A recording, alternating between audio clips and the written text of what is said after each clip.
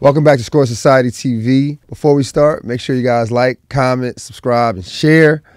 Today we got another special guest. This guy's a friend of mine. Quick story.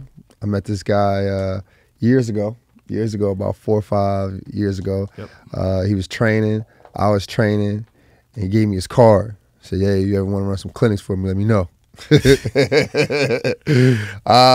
But we went on to be friends. We service the same community as basketball coaches. Great guy, great friend, awesome coach. My man Matthew Jackson. Sorry, I call him Matt Jack. that's what everyone calls me. Everyone calls me Matt Jack. So yeah, Matt Jack. What's up, bro? How you doing? Much, man. Hey, I made it. Thank you, brother. I made it. You know what I'm saying? You had. Yeah, me and you played on some of the same basketball teams. Yeah. We during the pandemic we shared a court in that little small playground. And then I got a chance to see you play, and I like your game. And one of the things I wanted to know is, when did you start playing basketball? What does basketball mean to you? I started playing basketball for as long as I can remember. Mm-hmm. That's like however long I can remember, I've always had a basketball. Right. That's something, my dad was a football person, and he was trying to push me towards football, always having me watch football games, but basketball is just something I just fell in love with since I can remember, and that's always been my escape. Right. Literally every grew up in a house with sisters, just wanted to go play basketball. That's the type of background I come from, so. Did you play where did you play at high school and college? So high school I played at Price. College I played Humboldt State, and then I went to Skyline College. Nice. Yep.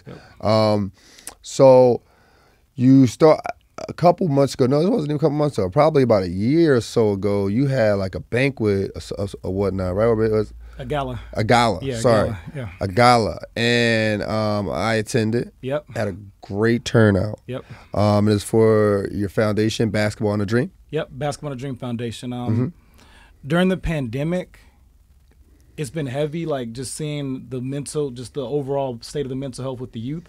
And it's kind of like weighed on me. And it's like, I remember being on a call with a bunch of community leaders and people just trying to figure out what can we do to help the youth. Right. So that idea was something that was kind of in my mind during the pandemic, but I never really knew how or which way to go about it. So I'm in the gym doing a workout with a college player, just, doing a workout with a college player. A kid asks, when I was done, to use a basketball, the gym's empty, and I'm about to leave. Right. So I had a duffel bag with about 10 basketballs.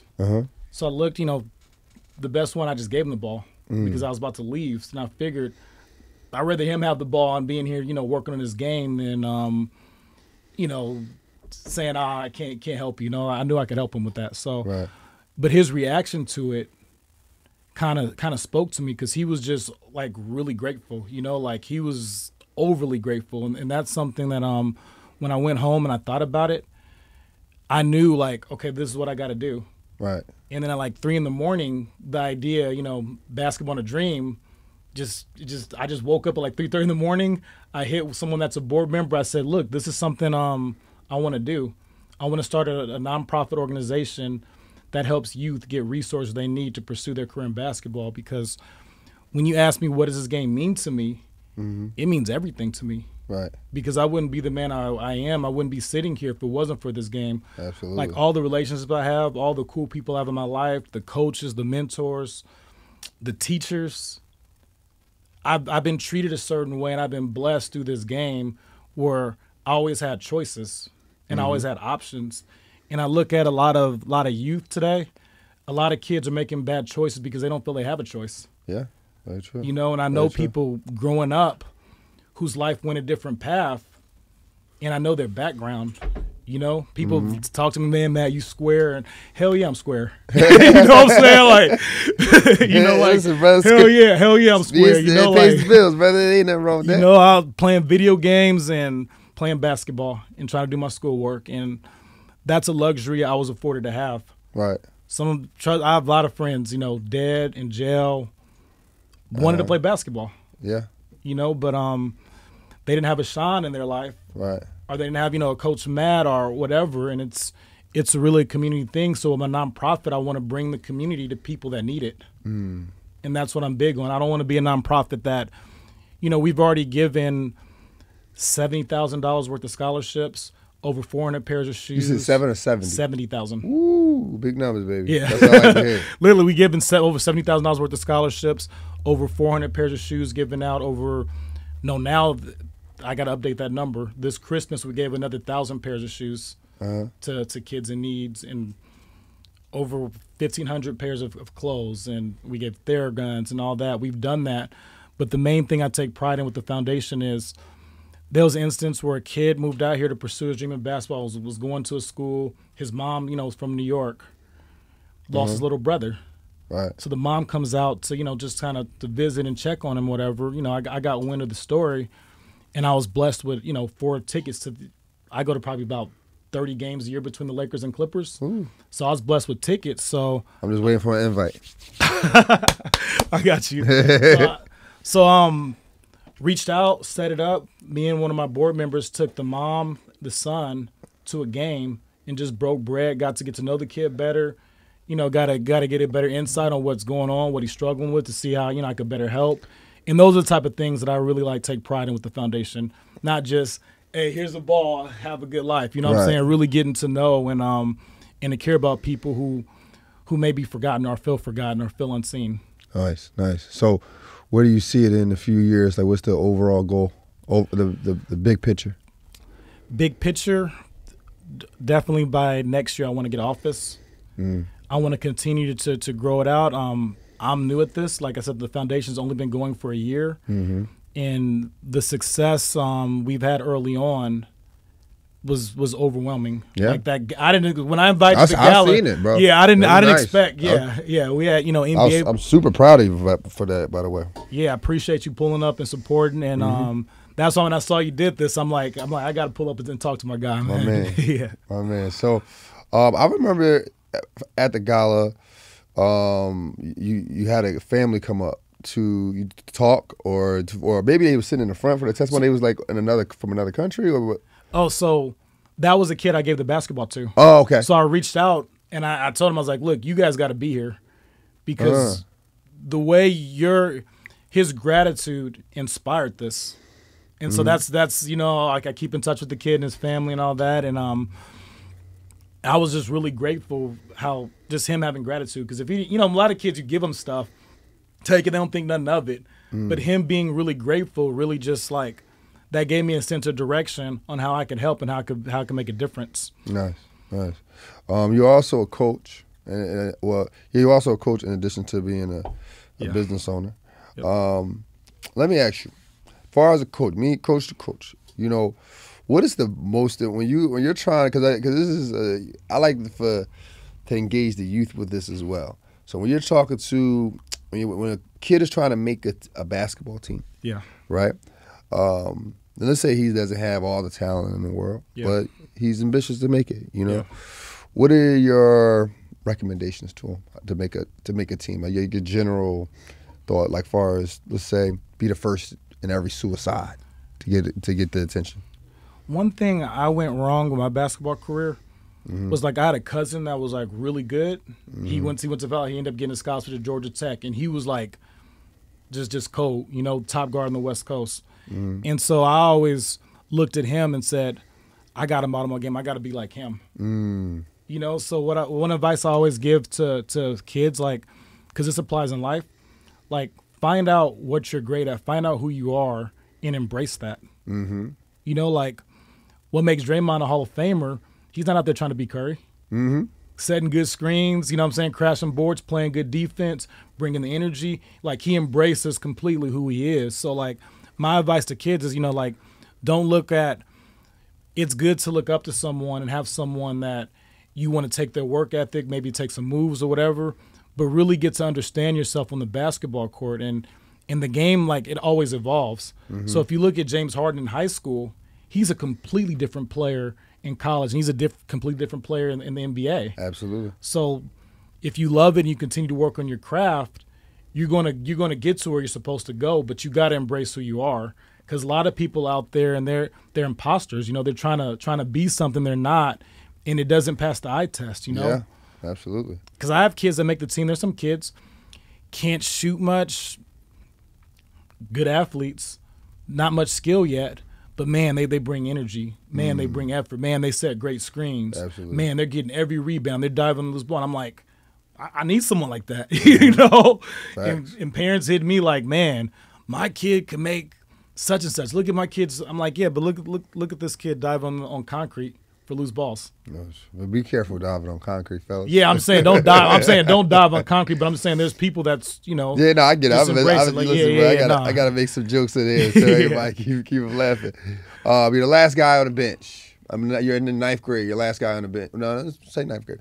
Let's say 11th grade. Yeah. 11th grade, you play varsity. You're out of 14 guys. You're the 12th guy. Yep. How do you work your way to the front? How do you work your way in the rotation? It has to be a day-to-day thing. Mm-hmm. Every day you got to just take pride in small wins. So coaches could generally tell by practice when someone is ready. Mm-hmm. That's kind of like the quiz before the game, which is a test. Practice. You're talking practice. Talking practice, man. So me, like, as a coach, I tell players, like, I'm noticing progress in practice. I'm noticing you getting better in certain areas and all that. So you might not be ready for the game yet, but if you continue to have wins in practice, I got to give you an opportunity. Right. And so it's like, for me, because I've been that player before, I've been the player that was out of the rotation, had to work hard in practice, and if I didn't, make good on my opportunities in the game, then I'd get back to practice and continue to work and all that. So, Absolutely. So what I would tell someone that's a 12th man is don't be discouraged. Mm-hmm. If you just keep working, you're going to have your moment, and that's kind of the beauty of basketball. It's like life. You keep working hard, no matter what you do, you're going to have your moment. Mm-hmm. And so just preparing them for their moment. This episode is brought to you by Goals Activewear. Goals Activewear is a brand that focuses on basketball wear and attire. Goals Activewear popular collection is score society that promotes elite mindsets for athletes and the everyday person. The best part about Goals Activewear is their clothes of quality and it does not shrink. This hoodie that I'm wearing right now is about a 14-ounce hoodie. Really good for the winter season, especially if you're getting done playing basketball, football, and you want something to keep you warm. Goals Activewear has a hoodie for you to take care of all of your needs. If you're looking for a gift or you want to remind someone to keep an elite mindset, go check out goalsactivewear.com. Let's get back to the show. All right. I was just telling someone this a couple of days ago. I've never seen anyone try really hard and don't accomplish anything out of it. Yeah. So I definitely agree with you when it comes to working your way into a rotation or working your way. You can use this analogy off the court, work your way anywhere. Yeah. You just you just can't get discouraged. You got to stay mentally tough. You got to do what works. One of my things I would do as a former player, I would talk to the coach. Hey, coach, what do you need me to do? Well, what can I do to get into that rotation? Is it a thing that I'm going to get in rotation this year? Because sometimes kids don't understand that sometimes it's not your time. Yep. Sometimes your time is being in practice, learning as much as you can. If you got a good coach, he has a vision for you long term. Yep. Right? Like a lot of guys who are getting recruited right now, they might be the top in the country, maybe top in the city, whatever. But, you're getting recruited to a school that probably don't see you playing for them until your sophomore year, your junior year. Yep. You know what I mean? As a coach, and you see good coaches, you see bad coaches, what do you want to see coaches improve when coaching the youth? This is a different day and age, man, because this clout thing is destroying things. Your internet. Listen, I'm not here to, I'm part of a social media brand. Right. So I'm not, what I'm saying? Likewise. Yeah. So Likewise, it's brother. So I'm not here to bash that, but it's just, now it's too many coaches doing it for clout. Yeah. And not enough people that's really out there trying to make a serious impact. You know what I'm saying? Kid comes to a workout, before you even know who they are, you got your phone all in front of them. And, so when you speak on, bad coaching, I think it's coaching is a character thing. And I think your intentions kind of crystallizes who you are as a coach. Because most great coaches, you just hear they're decent human beings at the most part, Right. to their core. So like when you're coaching, your job is to lead, especially coaching at the high school level or the youth level. You're molding young men/women, Right. and that's something that you can't take lightly. You know, like I work with pros; these guys are grown. They're gonna learn something from you, but really they just trying to get their work in. They already know kind of who they are. They kind of got their money lined up. So like coaching youth is a different mentality because you're really players like, and I tell people this all the time. Players don't do what you tell them. They do what they see, and they vibe off of how you treat them. And so when you're in someone's corner, they know that whether they're playing or not playing, they're going to have respect and you're going to be able to get through to them. Very true. And so that's how I gauge, like, I don't gauge coaches based upon X's and O's. Yeah. My coach in high school won, 6-7 state championships running the same offense for 20 years. Yeah. That's how I used to be too. Same Yeah. offense for 20 years, you know? So it's just who you are as a man and where your integrity lies. Right. So what year did you play in college? What year was that? What year? So I graduated at high school 06. 06. So you're Man, around you my- got me, man. No, listen, Ah, I'm man. 04. I'm 04. So Yeah. I'm 2 years younger than you. Man, as Older time than you. goes, 06 sound. I remember at one point 06 used to be like, oh yeah, that was a few years ago. Now, Yeah. Well, it's a minute, man. Yeah, I'm yeah. 20 years removed from high school Yeah. right now. What era do you like better? The 90s, early 2000s, or the 2010s to 20s? Basketball, NBA wise. it's really hard to quantify that because I was a different person in the 90s than I was in the 2000s and 2010s and 2020s. So now looking at things, I wish I could watch the 90s through the eyes I have now and the knowledge I have now. Right. Because I wasn't in the 90s. I was watching basketball, but I was only watching basketball. I was looking for the wrong stuff. Like I remember being a kid, if I didn't see certain highlights in the game, turn it off. Really? Like yeah, let me just go and play basketball. Wow. So, but I would say probably for me, nothing compares when you got Kobe and Bron in the league together. Like that time, being able to see those matchups, being able to Yeah. see Kobe at his apex, LeBron on the rise to his apex, like that Right. was to me probably the apex of basketball for me. You Nice. still had guys like Iverson in there and T-Mac, and that was a smooth time, Nice. Yeah. So that gives us a perfect segue to a game we play called Who You Got. So in their prime, you only can rate them in their prime. Okay. Tracy McGrady or Vince Carter? T-Mac. T-Mac, why? Longer. From a coaching perspective, you always want the taller, longer players, more versatile. I think T-Mac was a better scorer, and I do think T-Mac probably had more work ethic than Vince. Vince was just really gifted, Very. but he never struck me as someone that wanted it that bad.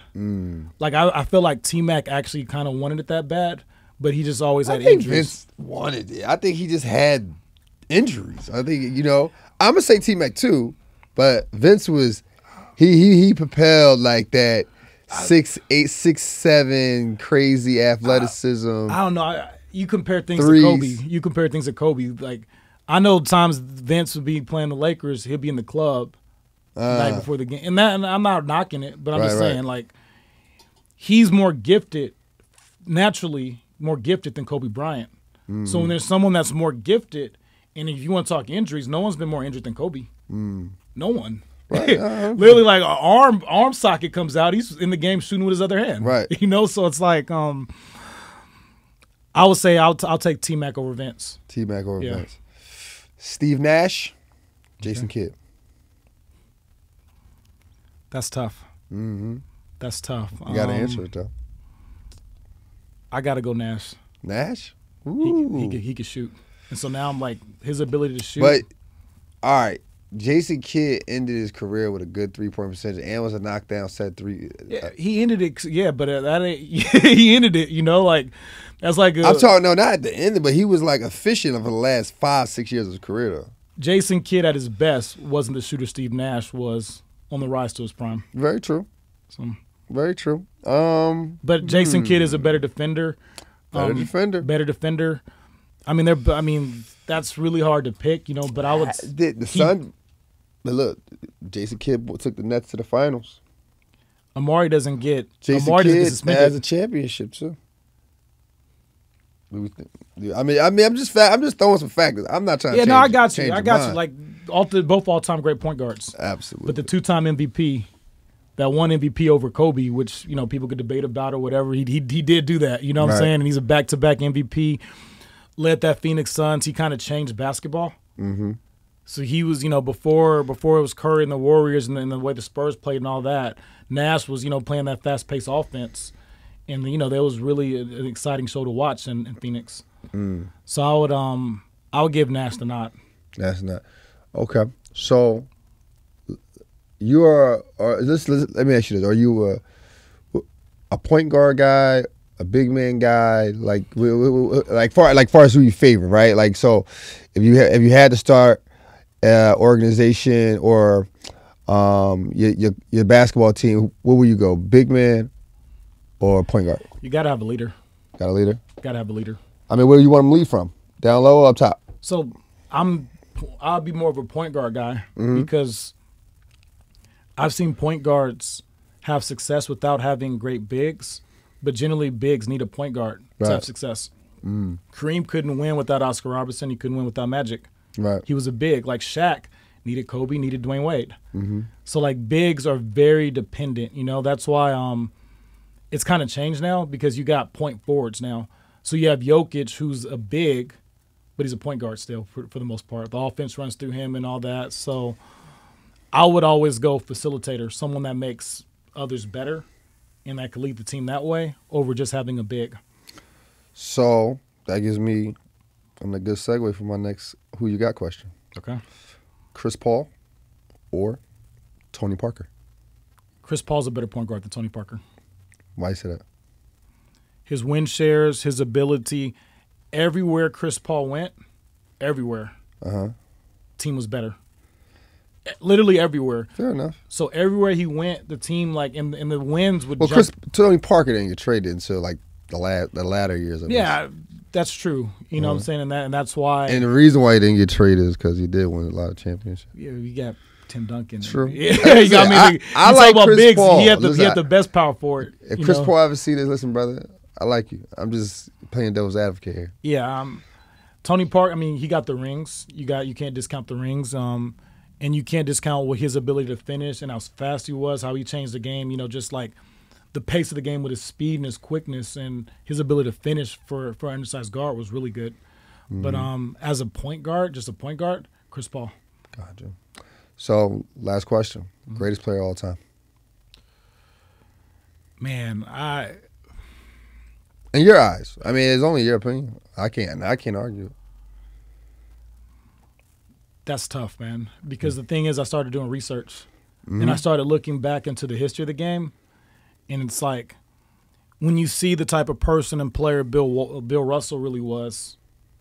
Are you one of those guys too? I'm not one of those guys. My camera guy he does the same stuff.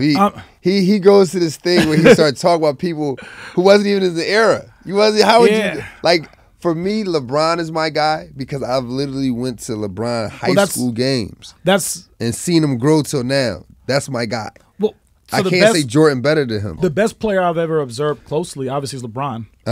I've seen LeBron play over 50 times already. Saw him play courtside and all. So the best player I've closely observed is LeBron James. Just off top, just for me. Literally, that was a small flex right there, courtside. No, it's not a small flex. I'm just saying, I wish I would have been able to see Kobe courtside or see, you know what I'm saying? See Mike. I went to Michael Jordan camp and got to see him play there. But in terms of who's the greatest, that's something that's really hard to quantify because those guys don't get to compete against each other. True. So you really got to take that in fact. We got to see LeBron versus Kobe, so we can kind of get an idea. And we got to see Kobe match up against certain players. But people knock Bill Russell, but Wilt Chamberlain was giving Kareem work as an older player. Facts. And he blocked the skyhook. Yeah. So imagine someone so athletic, they blocked the one shot that can't be blocked by anybody. And he did that as an old man. He did that as an older player, you know. Will was a bad dude. Yeah, so it's and Bill was beating him. You know, so it's like when you say who's the greatest player, it's really hard to quantify. So I just have my Mount Rushmore, like, and I just whoever. Give me a five. So my Mount Rushmore: LeBron, Kareem, Bill Russell, Magic, Kobe. That's like my five. You would you put that five against anybody with no shooters? Now, if I got to pick five, you got to adjust based upon team needs. But if I'm saying the five players, all time? I think those are the five the most influential and five players that are just kind of something was uniquely different about them. And, you know, you have the greatest winner.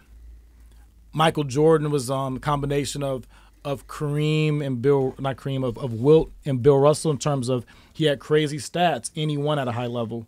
You know, winning 6 championships, you know, and almost looked like he could have won 8 in a row. Facts.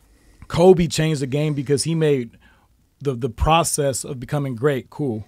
Like people, you know, he mimicked Mike a lot, but one thing he did, everyone wants to be, you know, getting the Mamba mentality, and that starts in the gym and how you prepare, and he made that cool. LeBron, just having that level of expectations.